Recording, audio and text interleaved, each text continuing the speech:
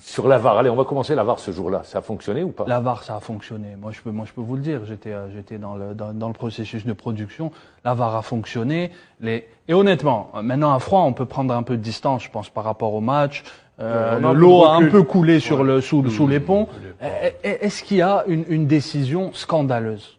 Oui, il y en a deux. Je sais que ça va faire. Il y en a deux. Scandaleuse, oui, carrément? Oui, scandaleuse, oui. Lesquelles? Le but du Cameroun, il est scandaleux pour moi. Il y a 1000 fois faute sur Mboulhi.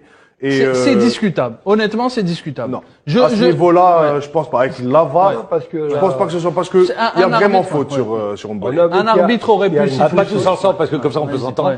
Oui. Un arbitre aurait pu siffler comme un autre ne pas siffler. Pour moi, la question qui est revenue, je pense que c'est celle-là que vous vouliez poser.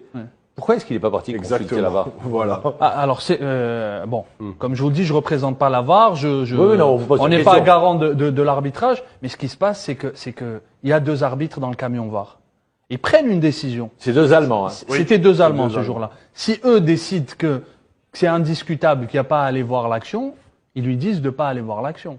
Ah, très Et bien. si lui non plus n'a aucun doute. Et c'est justement là où il y a eu spéculation. Ouais. C'est-à-dire qu'à ce moment-là, beaucoup ont dit que les arbitres de la VAR ont demandé à Gassama d'aller checker par lui-même parce que c'est à son appréciation personnelle et lui n'a pas voulu aller vers la VAR. Ça c'est une très bonne question et ça permet d'éclaircir aussi comment fonctionne ce dispositif. Il faut savoir que la VAR, tout est enregistré.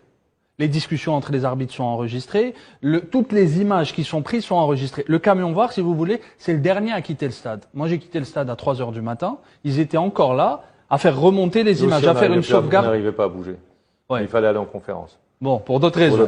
Pour d'autres raisons. Mais le camion VAR, ils font une sauvegarde de toutes les images. Une sorte de boîte noire. Une boîte noire, ils gardent tout. Ok. Et je vais vous donner une deuxième information, c'est que ce jour-là était présent le directeur de la technologie de la FIFA.